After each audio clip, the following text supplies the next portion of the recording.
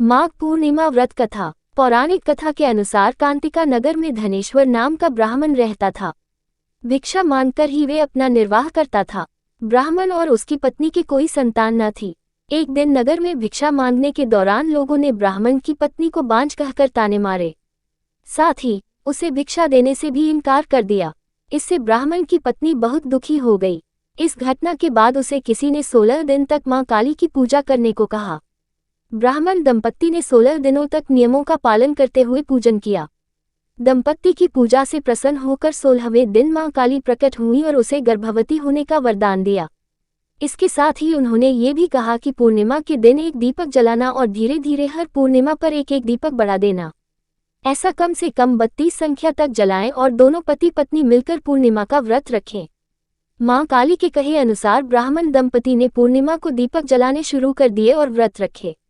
ऐसा करने से ब्राह्मणी गर्भवती हो गई। कुछ समय बाद ब्राह्मणी ने एक पुत्र को जन्म दिया। इस पुत्र का नाम देवदास रखा, लेकिन देवदास अल्पायु था। देवदास के बड़े होने पर उसे मामा के साथ पढ़ने के लिए काशी भेजा दिया। काशी में एक दुर्घटना में घटी जिस कारण धोखे से उसका विवाह हो गया।